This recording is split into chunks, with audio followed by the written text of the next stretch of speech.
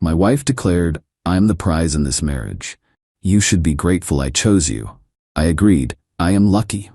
Then I let her family discover who'd been paying for their Christmas gifts and family vacations all these years. Her humiliation at the next family dinner. I, 38 male, have been married to Veronica, 35, for 7 years. We dated for 3 before that. When we met, she was finishing her master's in art history while I was already established in my career as a logistics manager for a major shipping company. 2 months ago, we were at dinner with another couple, Brett and Melissa. Normal Saturday night, decent steakhouse, good wine. Then Brett made some joke about how Melissa trained him well after he pulled out her chair. Veronica laughed. "Oh please, men are so easy to train, they just need to understand their place in the relationship hierarchy." Melissa looked uncomfortable. Brett forced a laugh. I tried to change the subject. "So how's the kitchen renovation going?" But Veronica wasn't done. She put her hand on my arm, patronizing as hell. "Take Robert here. He knows he's lucky I chose him. I mean, look at me." She gestured to herself. "And look at him. I'm the prize in this marriage. He should be grateful every day that I said yes." The table went silent. Brett stared at his plate. Melissa's mouth was slightly open. "Right, honey?" Veronica squeezed my arm. "Tell them how lucky you are." I looked at her. Really looked at her. The smugness, the complete certainty that she was doing me some massive favor by being married to me. "You're absolutely right," I said calmly. "I am lucky." She beamed, missing the tone entirely. "See, he gets it. That's why our marriage works. I set the standards, he meets them." The rest of dinner was awkward. Brett and Melissa left early, claiming their babysitter had texted. In the car, Veronica was still going. Melissa could learn a thing or two from me about managing men. Brett would be so much better off if she understood her value. "Your value," I repeated. "Exactly. I bring elegance, sophistication, beauty to this marriage. My family adores you because of me. You'd never have the social connections you have without me." Her family, right? Let me explain something about Veronica's family. Her parents, Gregory and Patricia, are old money wannabes. They talk about their estate, a McMansion from 2003, in their portfolio, mostly their 401k. They name drop constantly and pretend they summer in the Hamptons when they actually go to a timeshare in Jersey. Her brother Cameron, 32, is an entrepreneur who started 6 businesses that all failed within months. Her sister Diane, 37, is married to an orthodontist and acts like she's married to a Rockefeller. For 7 years, I've been funding this entire circus. The family vacations to Turks and Caicos, my annual bonus. The elaborate Christmas gifts, my credit card. Patricia's 60th birthday party at that country club. Guess who wrote that check? But here's the thing. Veronica told them it all came from her. Her consulting work. She occasionally helps friends decorate their homes for free. Supposedly funds our lifestyle. She's been taking credit for every penny I spend on her family. I found out by accident last year when Cameron pulled me aside at Thanksgiving. "Dude, you're so lucky Veronica makes bank with her consulting. Must be nice to have a sugar mama." I almost choked on my turkey. But I played along, wanting to see how deep this went. Turns out, very deep. They all think Veronica is the breadwinner, that she takes care of me, that I'm some kept man who should worship the ground she walks on. And Veronica, she's been eating it up, playing the successful businesswoman while spending my money and taking all the credit. After her declaration at dinner, something shifted. I wasn't angry exactly, more like clear, crystal clear about what needed to happen. "You know what?" I said as we pulled into our garage. "You're right. You are the prize. I should be more grateful." She patted my cheek. "I'm glad you finally see it clearly." That was 8 weeks ago. The family reunion is tomorrow. They have no idea what's coming. Update 1. The last 2 months have been educational. I started documenting everything. Every expense, every payment, every gift. 7 years of financial records showing exactly who funds the Hampton wannabe lifestyle of Veronica's family. But I also started playing a role. The grateful husband who finally gets it. "You're so right, honey," became my favorite phrase. Every time Veronica made some condescending comment about our dynamic, I agreed enthusiastically. She was loving it. Robert finally understands his place. She told her sister on the phone last week. I was in the next room recording. It's about time he realized what he has. What really opened my eyes was planning Patricia's upcoming 65th birthday. Veronica volunteered us to host a massive party, then informed me I needed to budget $15,000 for it.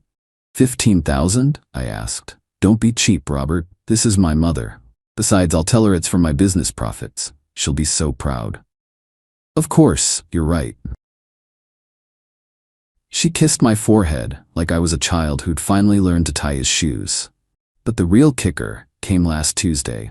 Cameron called asking for a loan. Hey Robert, can you talk to Veronica about spotting me $8,000? I've got this amazing opportunity, but I need capital. I know she's good for it with her business and all. Why don't you ask her directly? She said to go through you since you handle the mundane financial stuff while she focuses on the big picture. The mundane financial stuff, like earning all the money. I'll talk to her, I said. Then I did something petty. I called him back an hour later. Veronica said no, she thinks you need to learn financial responsibility. What? But she's loaded. She paid for the whole Cabo trip last year. Yeah, about that trip. What about it? Nothing. She just said no to the loan. Sorry, man. The groundwork was being laid perfectly.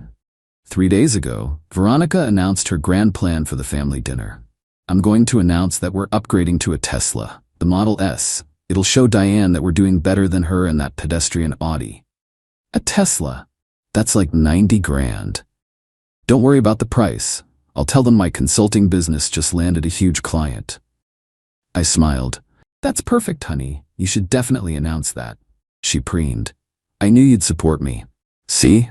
This is why I chose you. You understand your role. My role, right? Yesterday I made my own preparations, printed out 7 years of bank statements, credit card bills, receipts, every family vacation, every gift, every dinner, all highlighted and organized chronologically. Made copies for everyone. Also had an interesting conversation with my lawyer. Just in case. You want to know about asset division if things go south, he asked.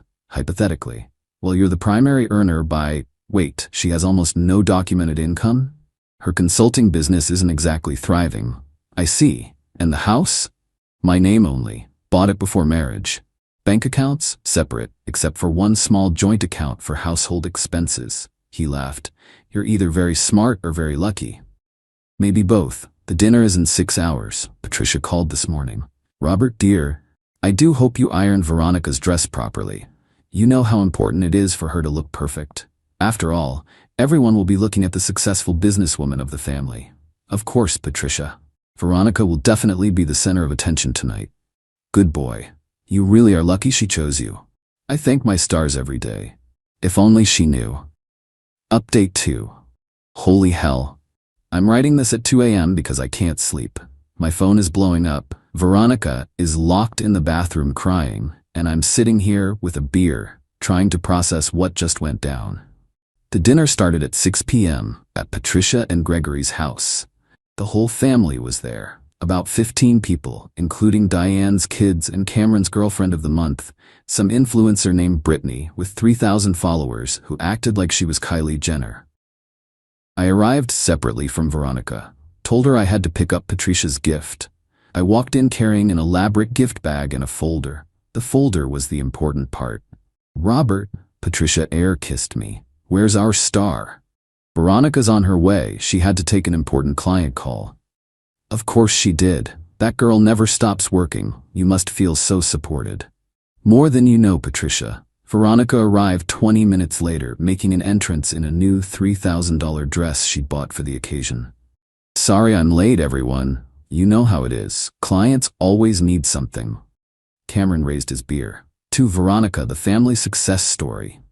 Everyone toasted. I raised my water glass high. Dinner was the usual show. Diane bragging about her kitchen renovation, Cameron pitching his latest surefire business idea, Gregory pretending he understood cryptocurrency because he bought $100 of Bitcoin. Then Veronica stood up, tapping her wine glass. I have an announcement. Here we go. As you all know, my consulting business has been absolutely thriving, and I wanted to share that we're upgrading our lifestyle to match our success. Robert and I will be getting a new Tesla Model S. The oohs and ahs were predictable. Diane's face tightened. Her Audi suddenly seemed less impressive. That's wonderful, sweetheart. Patricia gushed. You've worked so hard for everything you have. Actually, I said, standing up, since we're making announcements, I have one too. Veronica's smile flickered. Robert, honey, maybe later. No, this is perfect timing. I picked up the folder. I wanted to thank everyone for welcoming me into this family for the past 7 years. It's been educational. Such a sweet boy, Patricia said to Diane. Veronica trained him well. About that, I've been thinking about what Veronica said recently, about being the prize in our marriage, about how I should be grateful, and she's right. I should be grateful for the clarity. Veronica's face was going pale. Robert, you see, for 7 years, I've had the privilege of funding this wonderful family's lifestyle. Every vacation, every gift, every celebration. And I did it quietly, happily, because I loved my wife and wanted her family to have nice things. Dead silence. What are you talking about? Gregory asked. I opened the folder. I'm talking about $273,482. That's what I've spent on this family over 7 years, not Veronica. Me. The man who's supposed to be grateful his wife chose him. I started passing out the packets I'd prepared. Page 1 shows the Turks and Caicos trip. $18,000 paid from my account. Page 2, Christmas 2019, $8,500 in gifts. Page 3, this is ridiculous. Veronica stood up. Robert, stop this right now. Page 3, Patricia's 60th birthday party. $12,000. Page 4, Cameron's last business venture loan. $15,000. Should I continue? Cameron was staring at the papers. But Veronica said, Veronica's consulting business has made exactly $3,200 in 7 years. Total. It's on page 18 if you want to check. Patricia's mouth was opening and closing like a fish. She told us she was successful, Diane whispered, reading through the statements. She said she was taking care of you. Funny how that works. She takes my money, gives it to you all, then tells you it's from her. And you all praise her while treating me like some grateful charity case she took in. Veronica was shaking. How dare you humiliate me like this? Humiliate you? I'm just sharing the truth. Isn't that what you wanted? For everyone to know who's really the prize? Gregory slammed his hand on the table. Veronica, is this true? She was cornered. It's our money. We're married. Our money? I laughed. Like our Tesla? The one you were buying with your thriving business? Brittany, Cameron's girlfriend, was recording everything on her phone. Of course she was. I want everyone here to know, I continued, that I've been happy to help. I've never minded spending money on family. What I mind is being told I'm lucky to be chosen by someone who's been lying to everyone, including me, about basic reality. Patricia found her voice. Veronica, how could you? It's not lying. I contribute in other ways. I make our home beautiful. I maintain our social connections. You spend my money and take credit for it. I corrected. There's a difference. Cameron was doing math on his phone. Wait, so that $8,000 loan I asked for would have come from my account, not Veronica's non-existent consulting profits. You told me no because I needed to learn financial responsibility. Actually, that was Veronica's decision. Though funny enough, she was planning to give it to you and tell you it was from her business success. The room exploded. Everyone talking at once, Veronica trying to defend herself, Patricia demanding answers. Then Diane's husband Richard, the orthodontist who'd barely spoken in 7 years, said the quiet part out loud. So you've been acting like you're better than everyone, like you're some successful businesswoman, when you're actually just spending Robert's money? Veronica turned on me, tears streaming down her face. You've ruined everything. My family will never look at me the same way.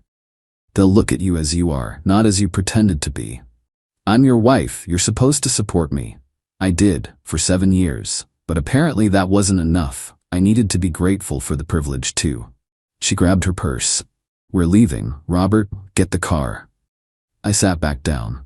I'm not going anywhere. This is Patricia's birthday dinner, but you're welcome to leave. Take an Uber. I'll pay for it, like always.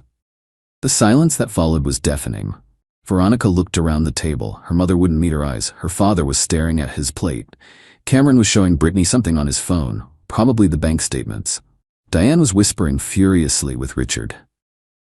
Mom? Veronica's voice was small. Say something. Patricia finally looked up. I think you should go home, Veronica. We need to process this. The look on my wife's face, like her world was ending. She left without another word. I stayed for dessert. Update 3. It's been 3 days since the dinner. 3 absolutely insane days. First, Brittany, Cameron's influencer girlfriend, posted about the whole thing. Not the video, thank God, but a long story about witnessing the most epic family drama ever, and when the truth comes out at dinner. It got picked up by one of those Twitter accounts that shares wild stories. Over 50K likes. Cameron dumped her immediately, but the damage was done. Veronica came home that night and went straight to the guest room. The next morning she tried a different approach. She made breakfast, first time in 2 years. Sat down across from me, with tears in her eyes. "Robert, I'm sorry. I know what I did was wrong. I wanted my family to respect me. They would respect you if you were honest about who you are." "Who am I? A failure who contributes nothing?" "You're not a failure, but you're also not the success story you've been selling them." She reached for my hand.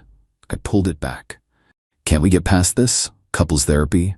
I'll change, I'll tell them the truth." "You already told them the truth. Last night, when you were cornered." Her sadness morphed into anger. "You ambushed me. You planned this." I revealed the truth.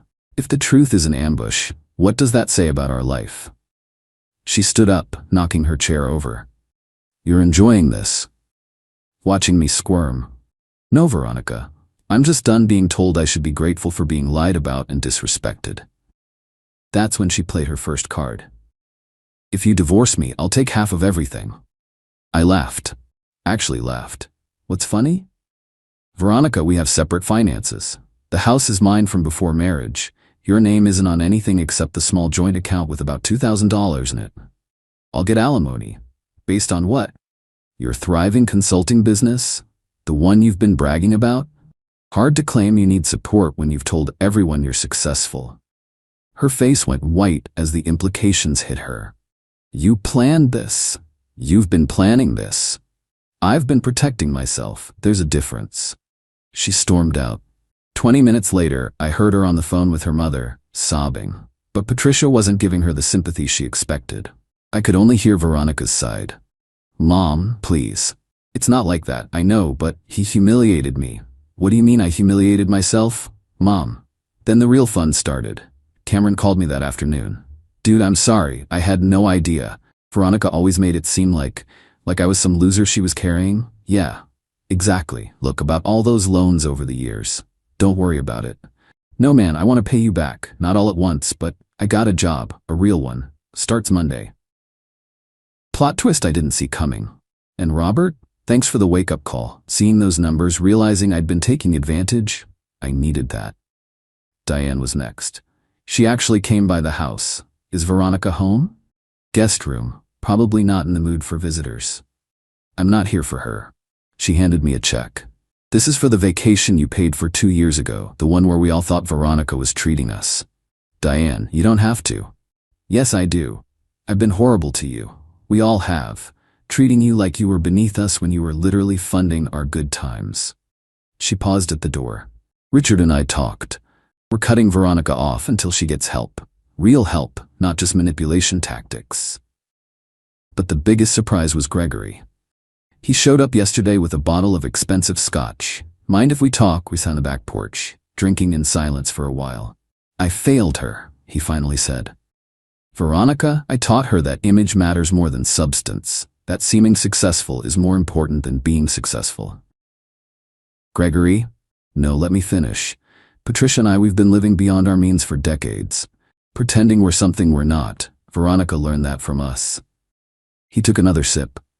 "You're a good man, Robert. Better than any of us deserve. Whatever you decide to do, you have my support." "What about Patricia?" "She's mortified. She's been calling her friends, finding out that Veronica's been lying to everyone. Apparently, she's been telling people she bought us our car, paid for our cruise last year. All of it was you." We finished the bottle without saying much more. But when he left, he shook my hand. First time in 7 years. This morning, I woke up to Veronica packing suitcases. "Running away? Going to stay with my college roommate. I need space to think." "About what?" She turned to me, and for the first time maybe ever, I saw the real her. No pretense, no performance. About how I became this person. This lying, entitled person who destroyed the best thing in her life because she couldn't admit she married up. You didn't marry up, Veronica. You married someone who loved you. There's a difference. Loved? Past tense? I didn't answer. She nodded, understanding. For what it's worth, you were the prize, Robert. I was just too insecure to admit it. She left an hour ago. Final update. It's been 2 months since the birthday dinner explosion. Time to wrap this up. Veronica stayed with her college roommate for 2 weeks, then moved back to her parents' house. We've been separated since. The divorce papers were filed last week, uncontested. She's not fighting it. The financial split was straightforward. She got her personal belongings, her car that I'd paid off, and the $2,000 from our joint account. I kept everything else. She didn't even ask for alimony. I can't claim I need support when I spent years telling everyone I was successful, she said during our last meeting with lawyers. You made sure of that. She wasn't wrong. The family dynamics have completely shifted. Cameron actually kept his job. He's been working as a logistics coordinator for 3 months now. He pays me back $500 monthly, without fail. We've grabbed beers a couple times. Turns out he's actually a decent guy when he's not enabled. Diane and Richard invited me to their anniversary party last month. When I walked in, Diane announced to everyone, "This is Robert, he's family, with or without Veronica." That felt nice. Gregory and Patricia sold their McMansion, moved to a smaller house they can actually afford. Patricia sent me a thank you card with a check for $10,000. "This doesn't cover what you've given us over the years." She wrote, "But it's a start. We're learning to live within our means. Better late than never." I sent the check back with a note, "Consider it a gift. Use it to visit your grandkids." She called me crying. The most interesting development? Veronica actually got her act together. She went back to school, getting her MBA, working part-time at a real consulting firm while studying. She sent me an email last week. "Robert, I won't apologize again. You've heard enough empty apologies from me. Instead, I wanted you to know that I'm in therapy. Real therapy, not the kind where I manipulate the narrative." My therapist asked me why I felt the need to lie about our financial situation. The answer was ugly but simple. I couldn't stand the idea that I was exactly what I always feared, a trophy wife with no real accomplishments. The irony is that by trying to prove I wasn't that, I became something worse. A lying trophy wife who bit the hand that fed her. You gave me everything, and I convinced myself I deserved it just for existing. For being pretty. For choosing you. The entitlement makes me sick now. I'm working on being someone who contributes actual value, not just perceived value. I know we're over. I destroyed us with my ego and lies, but I wanted you to know that the lesson landed. Hard. Also, I'm paying back my family for all the things you bought them over the years. They think it's from my successful business, finally taking off. Yes, I see the irony. Old habits, I guess. Be well. I didn't reply. There was nothing to say. I'm doing fine. Better than fine, actually. Dating isn't on my radar yet, but I joined a woodworking class. Something Veronica always said was too blue-collar. Made some genuine friends who don't care about money or status. Funny thing, without Veronica's expensive tastes and her family's needs, I'm saving almost $4,000 a month. My financial advisor nearly fell off his chair when he saw my new budget. What changed? I stopped subsidizing other people's egos. He laughed. That'll do it. The drama on social media died down after a couple weeks. Brittany, Cameron's ex, tried to milk it for content, but nobody cared about the follow-up. Drama's only interesting when it's fresh. But the best part? Last week at the grocery store, I ran into Brett and Melissa, the couple from that fateful dinner. "Robert, we heard about everything." "Yeah, it's been a ride." Melissa touched my arm. "We felt so bad for you that night, the way she talked about you." "It's over now."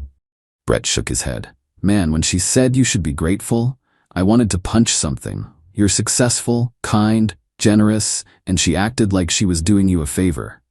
"Some people need to be the prize," I said, "even if they have to lie to get there." We exchanged numbers, having dinner with them next week. Here's what I learned. When someone tells you who they are, believe them. When Veronica said she was the prize, she was telling me everything I needed to know about how she saw our relationship. I just should have listened sooner. Also, keeping finances separate isn't paranoid. It's smart, especially when your partner has champagne tastes on a beer budget that you're unknowingly funding. Would I do it all differently? Maybe. I could have confronted her privately, handled it between us. But she needed the audience. She'd built her entire identity on the lie, performed it for years. The only way to kill a performance is to expose the stage tricks. Was it cruel? Perhaps, but so was 7 years of being told I should be grateful while being secretly mocked and used as a wallet. I don't hate Veronica. I nothing her. Which is somehow worse, I think. The house is quieter now, simpler. No more pretense, no more performances. Just me, my workshop, and the knowledge that I'm nobody's meal ticket anymore. That's worth more than $273,482. Way more.